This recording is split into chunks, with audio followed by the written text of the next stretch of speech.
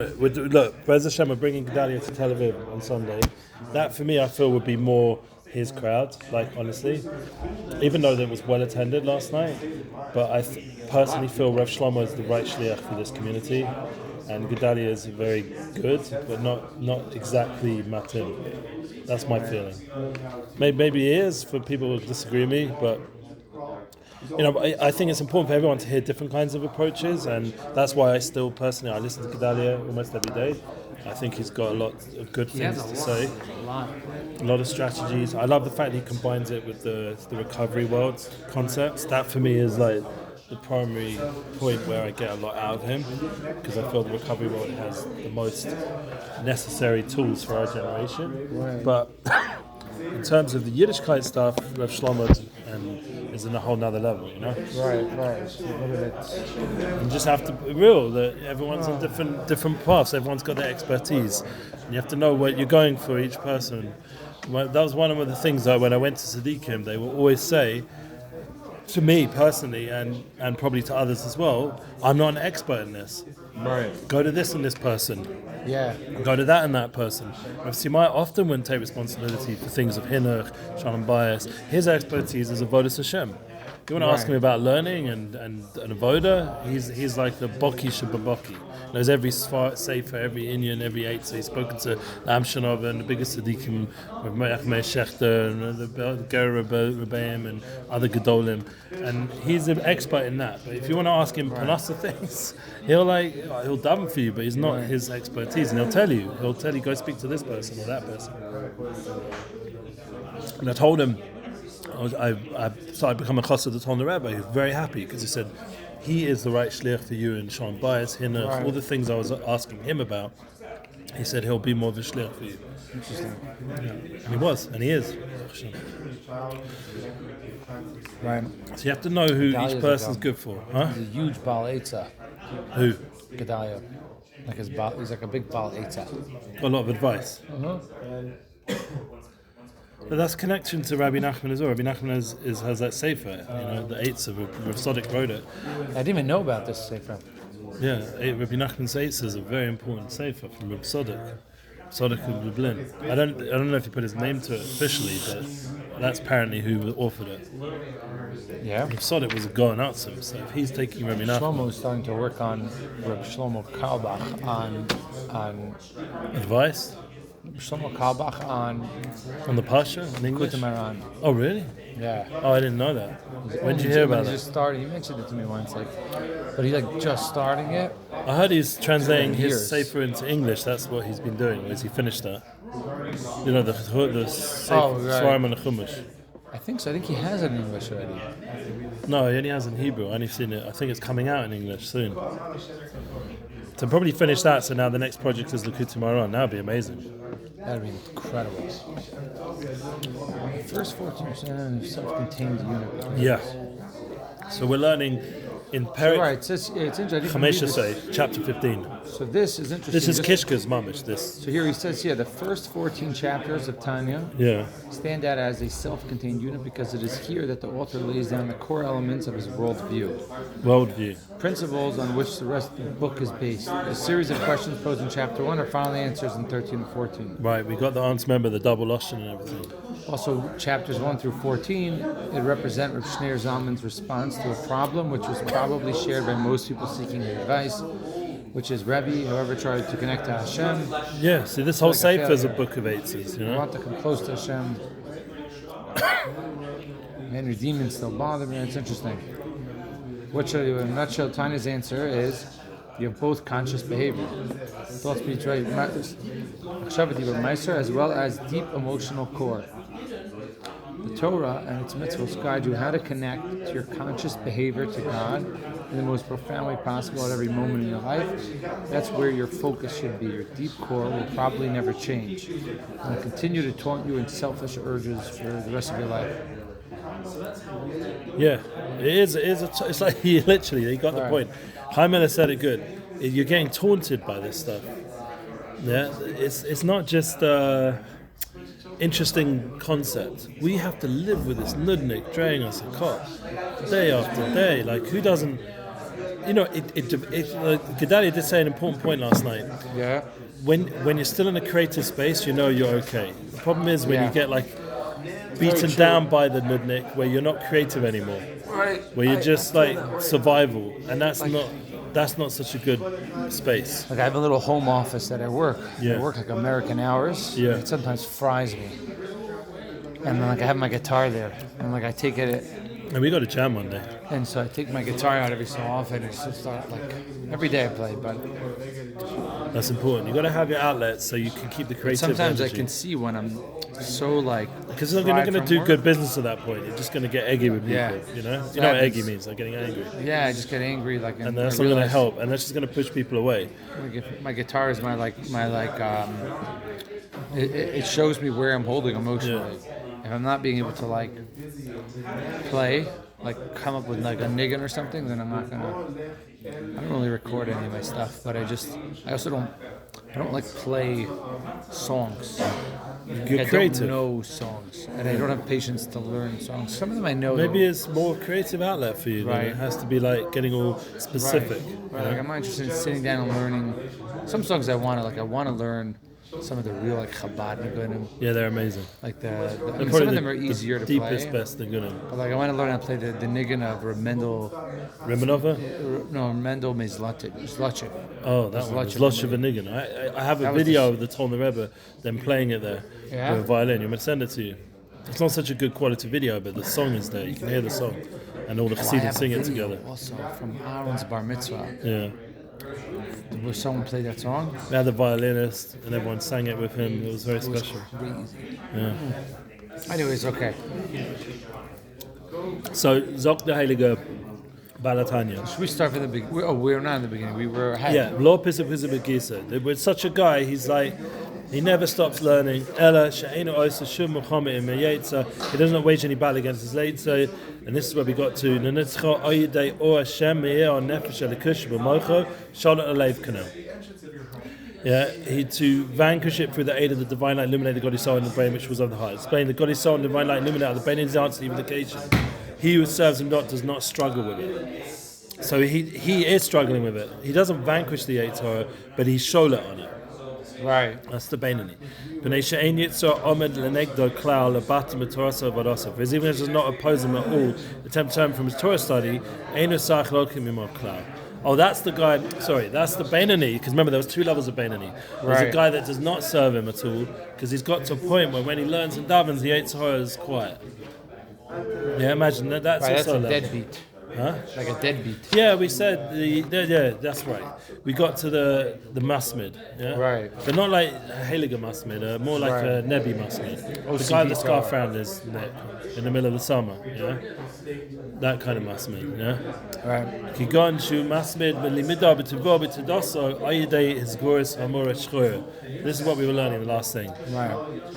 The masmid is learning, but he has a stolid temperament, which means literally he's a bit depressed, you know. He calls it black bile.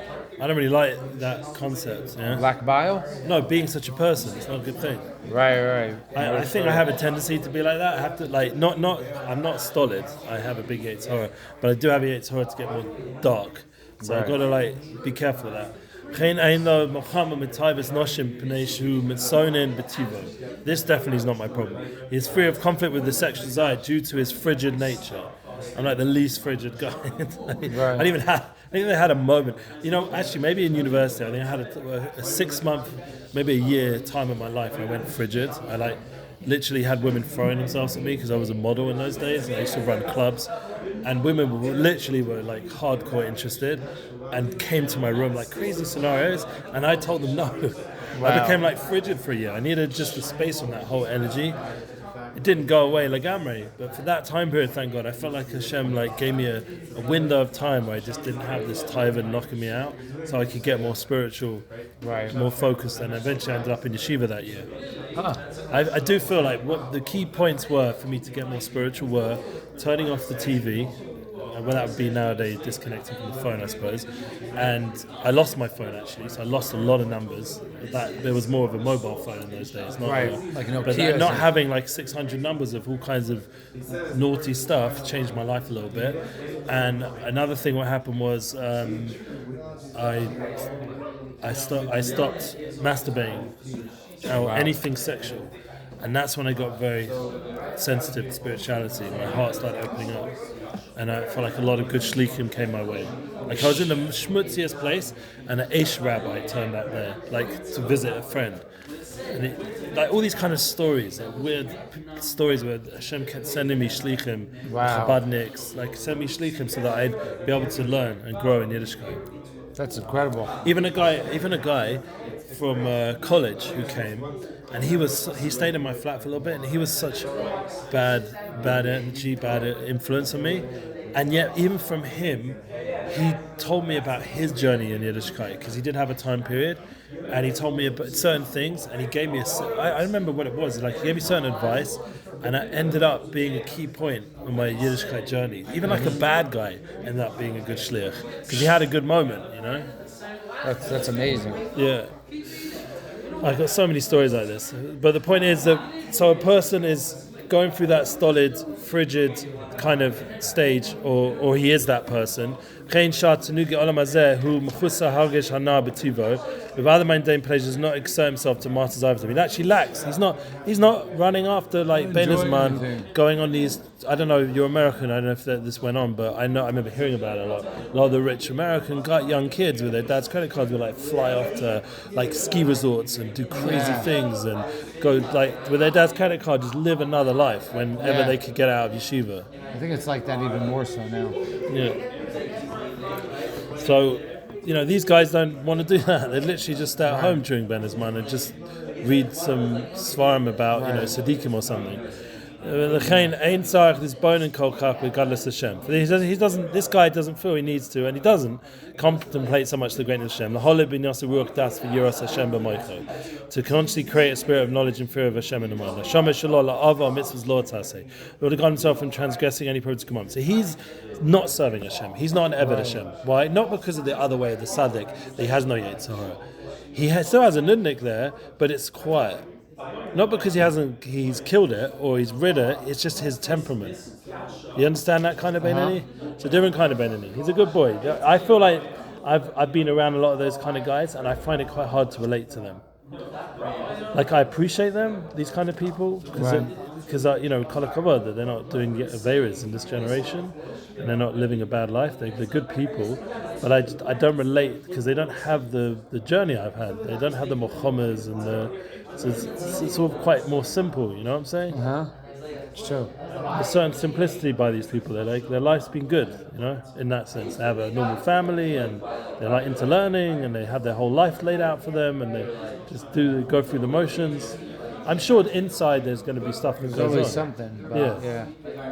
Lishmor shelo ava al mitzvahs lo tasa. Not to guard himself from transgressing any prohibited commandments. So he's never going to do. But he doesn't need this whole sponenness to get that level of going over Hashem's will. He doesn't need to be sponen to get there. He's already like placid enough that he's not going to do it. But Hashem belibo, he also need not create a love of Hashem in his heart. Davka ba b'kiyam mitzvahs, to bind himself with fulfilling the positive commandments. Talmud Torah keneged kulam, and through Torah which equals all the other commandments. So he doesn't have all those nisyonos in order to generate this avos Hashem. It's interesting that he's not focusing on those, like he's not giving eitzes to those people either, because that's a lot of people like that within this. There is. There's a lot more people than maybe back then it wasn't like that, but today I find that that's one of the. It's sort of encouraged nowadays in a way. Today it's very, very much encouraged. Like the whole idea of like the daf yomi is. I think some people, again, it's a generalization, but I think that it's the same idea. It's like a checking the boxes. Box checking Judaism. For me personally, one of the reasons why I love daf yomi. One, I think some of the Magid Shirim are amazing. Oh, it's amazing because it creates a seder in your life. I have a seder, and also I really enjoy connecting to Shas in a very like overview. Right. I don't have the head right now to do be'in. I need B'kiyas. I need B'kiyas. I need like be'in. I'd rather do be'in and Chasidus or something else. I need be'in and everything. I can never do B'kiyas. It's like really? My brain doesn't like let go, and then I just get distracted. So I'm happy to pick up on the kudas. Fully like Eddie Stefanski, he always says something meaningful every shir that you can learn from.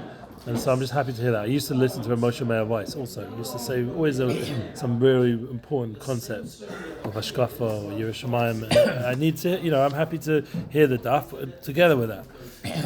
Just to learn it read it myself, you're right, probably be a bit of a waste of time. Yeah. Because I'm not able to insert that kind of deep understanding that these Magachirim have. But anyway, so this guy, he's a placid guy. So he doesn't need to generate the greatness of Hashem for Yiras Hashem or the Avos Hashem so that he can bind himself. He's just doing it anyway. He's going to do the Ratzon Hashem anyway. Now this is where we got to. Ela dai lo bahava misteres asher belev kolos Yisrael nikra ovei shemo. The hidden love of Hashem found in his heart of all Jews who are called the lovers of his name. That's Tehillim. Right. It's sufficient for him to motivate his fulfilling his commandments as he's naturally so inclined. Yeah? Right. Hashem. Yeah. So he's one who's not serving Hashem. That's why he's called the not serving Hashem. Bit of a crap title, so excuse my language, but Enenikra Ovid Klau. He's someone who is not serving God at all. Would you want to be called that? No. Yeah. Some people would say, well, I'm not learning that. That's probably why they don't learn Tanya, these kind of guys. Right. They don't relate. For a Jew who must engage in battle with his evil inclination, the love hidden in his heart is not enough. He must arouse it to activate conscious state. For the person who is free of conflict with the evil, this hidden love is sufficient. He just needs a basic level of love. It doesn't need to generate and be misbonin and euro and ava. Right. Yeah. So when I first started learning Chassidus, sounds like he's taking like a. Yeah. I would never say this about the Balatanya, but it's almost like he's taking like a shtickle knock at the Misnagdim. Yeah, he is. Because I was just about to say that when I came from yeshiva, I never heard about Avos Hashem. Right. Maybe a Musa, a little bit of Yerushalayim. It's like you want to, whatever you Avos Hashem was learn. like not a subject. Right. And it doesn't make what are you doing? But I changed my life for what? To become a Gemara Yid? That's the epitome of where you're taking me. What happens when I'm not able to learn Gemara? Yeah. That was like the yeshiva. I was in the yeshiva where I said to them later on, I said to the Rosh Yeshivas and Rabbonim there, they didn't really like my comments, but I went and said it to them anyway. I said, where's your follow-up? Like, you didn't give us tools for life. You gave us tools how to learn Shas. Right. But that Shas is not something everyone's going to be able to access constantly. You're going to have times in your life you're going to have to work, you have to deal with family issues, you're going to have to deal with the klal. How am I going to deal with all that without the hashkafas hachayim? Right. Shas, you can get it from Shas. You have to be like Chazon Ish to get it from Shas. Right, or you have to have some people can get it, but it just doesn't. It's not a common thing, unfortunately. It needs to be a Masorah, Torah Shabbat Peh needs to be actually learn with a Rav. It's one of my things. My son's made a mistake a little bit. My second son, he learns everything and he has a very literal mind. So I'll learn something in Shas, or learn something in Svarim, right. And I'll say, and start doing. I'm like, what are you doing? You need to ask a Rav first. You need to find out what the Masorah is. You can't just take things literally. Right. So I catch him on this all the time, and I say, no, ask your rabbi, check it out, work it out. There's different opinions, different days. It's not so simple. You just read something and do it. Right. Imagine that. You're saying he's a little bit. It's very literal. Very literal. So certain different kinds of minds. His mind's very literal. So I'm always trying to help him to not be so literal. And if he is being literal, go find out what the shut is. Don't just be subject on yourself and let's farm. Dialogue bahava misterezu ela im kain rotze limo jotze min giluso. I hear now he says here a little knich. Yeah, go on. Our discussion so far is one who is not an Oived Hashem, but has centered around the Beinani, who's right. The Yetzer Hara never troubled him. Now we turn to a Beinani who has a bothersome Yetzer Hara, but has regulated through disciplined practice so it doesn't bother him. Right. Worshiping God has now become a second nature. Okay. But that's not that's not us, honestly. Yeah, definitely. But it's good to know about this because it shows you that you can sort of be a little bit more understanding when you meet different kinds of Jews who don't need what you need. Like what you said, like in the Shia, there's a lot of people who don't feel that way. Right. They were like totally satisfied. They went home, the Shia came last night for them. Right. And that he did the job for them. Right. But that's because they're different kinds of souls, and some are, I don't know, maybe they're less deep, or they've gone through less Yisurim, or whatever it is, yeah? Right. They don't have this deeper need for like this deeper, panemius, like awe that you were asking about, yeah? I hope I didn't insult him. Do you think I insulted him? No. I mean, I can ask him, I'm in touch with him, like we just spoke this morning. I can ask him, but I don't know. My sense of this situation was he didn't cut. Because his answer wasn't even like. No, it was more like a Breslov kind of Rabbi Nachman of Shalom Morish answer. Amuna. Right. That's the answer. Don't get into. Don't take me to your place. I'm just gonna be mammon. Right. I was trying to like dial it up a little bit, you know. Yeah. Like maybe it would be like I was hoping to like kind of like dial it in and like get him, not to knock him. But you have to understand that he's very Davik to that Derek of Breslov. Right, yeah. Which is, it's not escapist, but it is very strong in the Inyan of Amunah. He's even said to me a few times when I've come to him in certain situations, he said, you're lacking in Amunah. And I would say, like, chutzpah, you can't tell me I'm lacking in Amunah. You don't know what's going on in my heart. Right. Maybe I'm communicating, I'm going through something difficult right now. It doesn't mean that I'm lacking in Amunah. Like, who says it's always Amunah? Amunah can't be everything. There's other nakudas. But I never used to fight with him about this kind of stuff because I understand it's a certain path. It is a path, and people live by it, and they're successful with it. Right. But you just have to know once again, like that's why we're sitting here the next day learning Tanya, not about Amunah. Right. Learning about avos, listeris, like deeper things. We're getting into the kishkas of our nefesh, how it works. Ki ahavazu misteris einu pulosa v'rasa klau. But this latent love is not of his making or achievement by any means. Ela hi shuaseinu mavaseinu l'klal Yisrael k'mash k'avti. So this, he's already giving you a point that he got this anyway, as an inheritance from Avraham Yitzchak Yaakov, from our Avos Kedoshim. We got this avos listeris. We didn't work for it. It's put into every year. Uh-huh. So that's a little bit of a, as you're saying, a canuck against these kind of guys, these masmidim, right. Because you didn't really, you're not really Oved Hashem. You're just sort of naturally Oved Hashem. See me, you look like an Oved Hashem. Right. You're not doing the real inner struggle of Voda, of working and because you're just working off what you got as a Yerusha. And literally, a lot of these guys are. Because how are they paying for their lifestyle? Their fathers, they're old money. Right. A lot of these people are funding that. So what happens when that runs out? They know what to do. Because they've never fought for anything. Everything was just given to them, including their Avodas Hashem.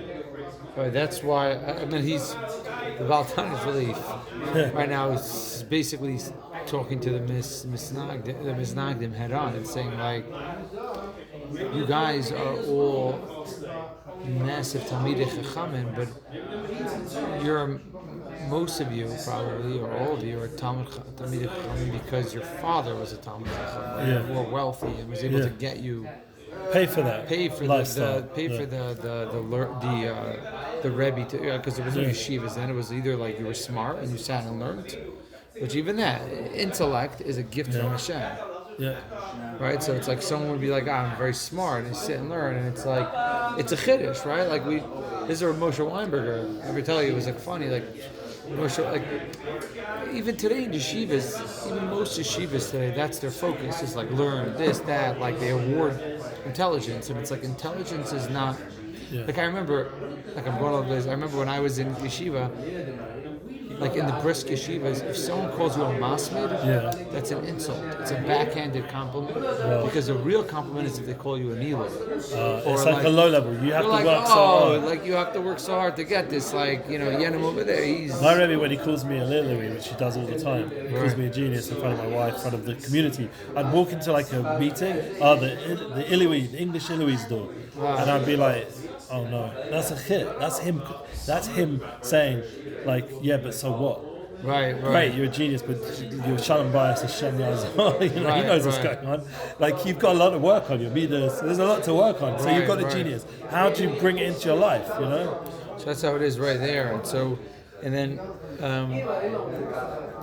so what was I going to say? So right, so with that, the focus is right, and so then it's a chiddush that like, or Moshe Weinberger in this yeshiva. I remember it was my son's like Gemara, Haschalas Gemara thing. So they had the whole grade there, hundreds of parents, and Weinberger like, and the yeshiva they've had like, you know, I don't know if you remember, like a couple of years ago, he put out like an article.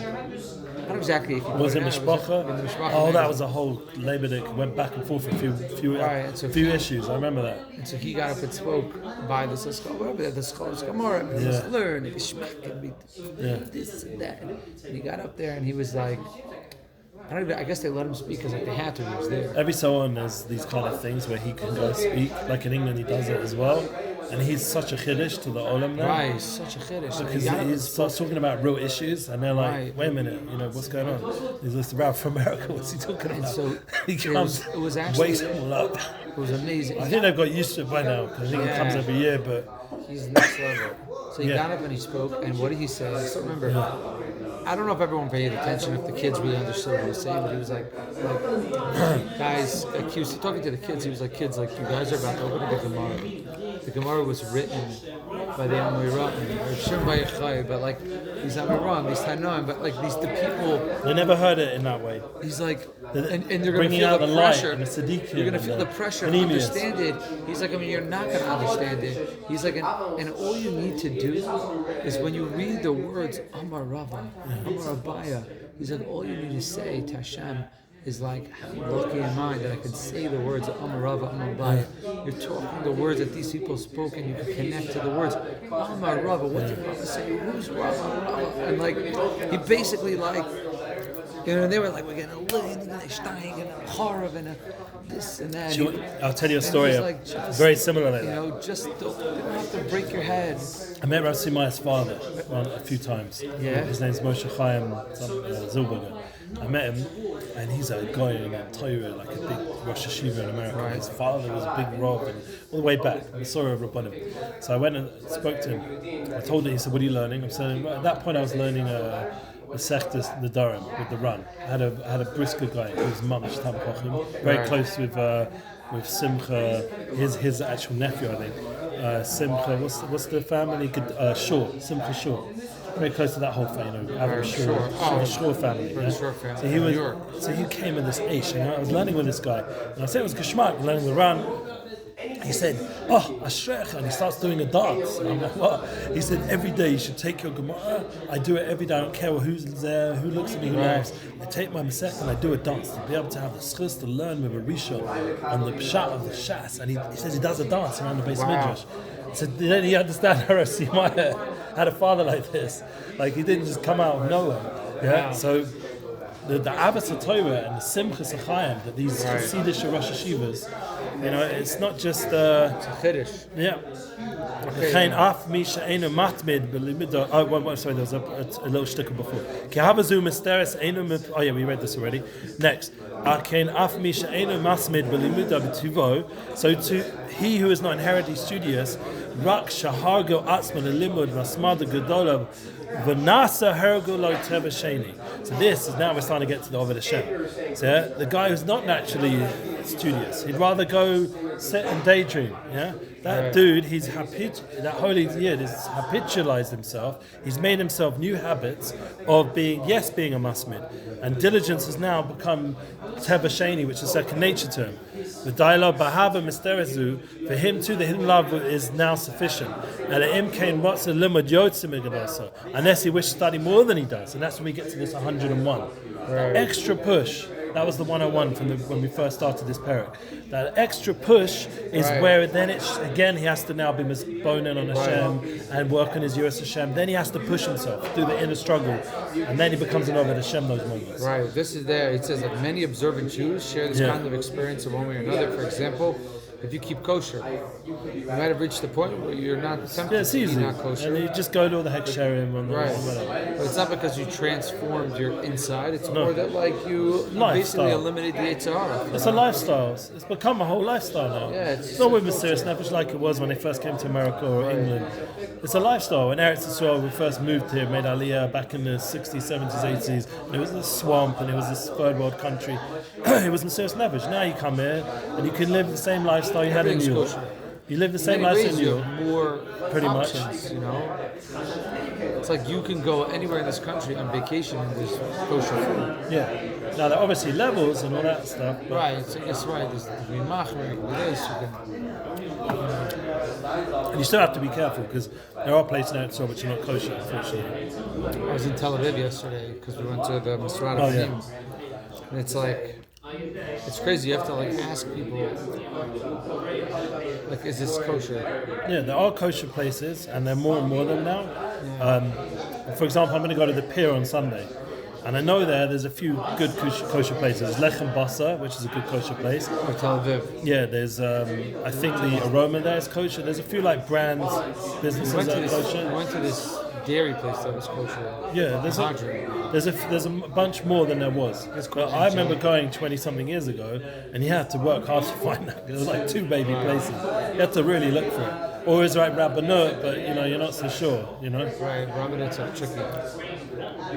So the Mesiras Nefesh is no longer there so much in a lot of areas because you just become a lifestyle. Even this guy originally did push himself. But he's now got used to pushing. He did that push already. Right. So what's the point of the Balatanya is you should constantly push, constantly aim for that 101 times the Chazorah, that extra one. V'zeh yuva mashikosav b'gemara da'ovid elikim hainu misha shoneh proko mea pa'amim ve'echad lo avdu hainu misha shoneh proko mea pa'amim levad. And I'm very happy that it's the 101 because that's my son's unit, and it's also when we get Panasa you get 101. So the idea that he has to push himself with his studies, that extra one, because if he only learns that 100 times, he is the guy who does not serve Hashem. Right. He's the guy we said before, the placid, the whatever the word, the masmid who'd already reached that as a lifestyle, and he's not doing that extra push. To really do that extra push, that's the key of being over Hashem. It's like I was like 6 since I think Purim, and I've been pushing myself to carry on my schedule like normal, and it's hard. It's been hard to get out. Normal things became hard. So it's really what you should say when those moments happen. That's when you're showing Hashem your real ratzon and you're working on yourself. Right. When you feel great and you get up and you just jump out of bed into the davening and everything else, like you're not really over the Hashem. That it's just now lifestyle going on. Unless you push yourself within that experience to be over the Hashem. Right.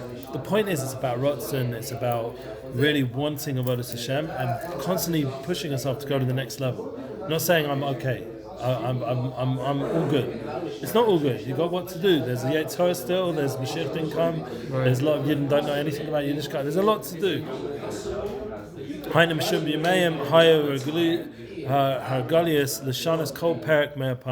This is because in those Talmudic days it was customary to review each lesson 101 times. So it brings us 101 concept because that was how it was back then.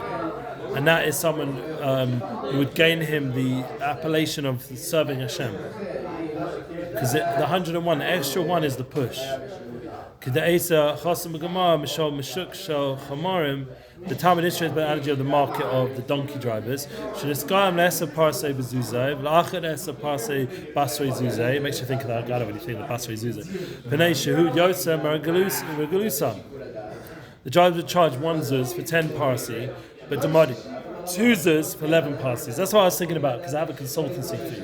Right. And if you're going to make me do an extra half an hour, really I should like I should like double it. Yeah, I didn't do it, but there is a point here because that extra push, you're taking a donkey, that extra pass and more than you're regilled to, that is double the amount of money, not just another 10%. Say it's an extra, here it's 10 zuz and 11 zuz. for driving. No, he wants double that. Right, that makes sense. Yeah, he wants double. He wants 20s or 2s in this case. So he goes from 1. He doesn't get the 10% addition. He adds on 100% for that extra mile, parsi or whatever it is. Kein zois hapam hameh ve'achas hayisera ala regilis shahalgo menorav shekulu keneged kulam. You see that extra push that has been accustomed since a child is equivalent to all the previous 100 revisions before. So that extra little push is equivalent to everything you've done before, because it's now a new level. It's a new step. It's building new mapechas, as they say in Yiddishkeit. You just made new opportunities in your mind and your heart, new openings, and that is the hard work. That's now changing yourself. Changing yourself. Torah is meant to change you. Davening is meant to change you. Just to learn for the sake of being yotzi is not real avodas Hashem. In fact, its quality passes in greater strength and power, so it's only this one extra vision which I assume to be called those who serve in Hashem. That extra pushes the whole thing. And it says here a note from the Gedale Machne Ephraim. Chaim Miller bringing it, yeah. The Baal Shem Tov said when you do 101, you bring the Aleph 1 into your studies. Oh, nice. Because Kuf is 100 and 1 is Aleph. The master Alufo. Oh, you bring Hashem of the world, and it becomes a study for the sake of Shemayim. Oh, so that proves it's the Shema as well, because it's that extra push. Alufo Sha'odim.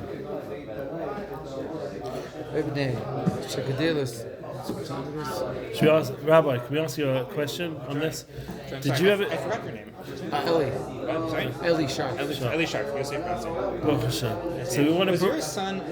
Do you have a son? Aaron. He was sitting here at Tana's Fenster. Oh yeah, he was so sweet. Yeah, I went over to learn with him. I know. Yeah. So you guys just made Aliyah this. Yeah, we just came here. It's a good boy, Aaron. Yeah, Aaron's like. Fantastic. He was just sitting there learning by himself. I know. First, I just asked him who he was. He's like, great. Then he was still there 20 minutes later. So did you want to learn together? No. Yeah, why not? So we learned a little bit about her. I know. He loves food. He's a very interesting kid. He's beautiful. Like read through. Like, I can't wait for him to learn Hebrew better. Like just to learn on the inside, because he just has such a thirst. We'll get there. I'll get there. Especially here in the school system. I know. So this is the question. It's connected to that. The idea of pushing yourself that extra level, that 101th time, Chazara. So is that discussed in your life experience in YU or in the world? I know the Tanya has his Nakuda, but then he becomes an Eved Hashem, the din of Eved Hashem, because it's connected. Everything he's been doing till then, that extra one is. So what does it say? Did the Yeshiva world talk about this portion? I don't know the Yeshiva world. I think. Or your own experience either. I think I heard this quoted from Yisrael Salanter, but not such a different word from Tanya. To learn something 100 times means like every time you're gaining something from it. But after 100 times, obviously it's not as precise 100. After 100 times, you feel like you know it all, and you feel like you just want to move on. You're totally bored of the subject matter. Yeah. If you have no desire to learn it, and you don't feel like you're going to gain from it, and you do it anyway, that means it's totally the same Shema. Okay, so this Lishma Inyan connected. Right. And the Baal Shem Tov says it brings the Aleph to the Kuf. And the Aleph is Aluf, the Shem. Okay. So it proves that you're doing the Shema. Right. Yeah. Same kind of Nakuda. Same kind of Nakuda. Just using a different language. Very nice. Very good. Okay. Okay, so you see the worlds meet when it comes down to it. That's why Weinberger, he also had a very big literature robin with David, what was his name? David Leibovitz or something? He had he always quotes him. His one of his main rebellion wasn't a chassid. Oh, right, it's true, yes. I forgot his name, David something. But he always quotes him, and he was very into Musa. So remember he had for many years. He used to learn Yerucham Yevovitz. He used to learn Yisrael Salam to Musa. I remember his Musa Shurim. They're amazing. Yeah. It wasn't just Hasidus. And his point was that you get the same awe from Musa as well. Yeah, it all depends on the teacher. He could, he could give you Gemara and you'll be blown out of your kelim. Yeah. Okay, I gotta get going. Amazing. So we should be zocher to. We'll finish off the Perek tomorrow. Thank you so much for the drink. We I should, hope it helps. it does help, and we should really be zoken to be Avodah Hashem. Push ourselves and have the koach to do it. Koach hamoach. All right, I'll see you later. And Hopefully I didn't insult her. no, you're good. Do you want me to ask him for you? Nah, it's okay. I don't think he got it. Then if you ask him, Yeah, it's better not to speak. He'll go back. Oh, maybe he did insult me.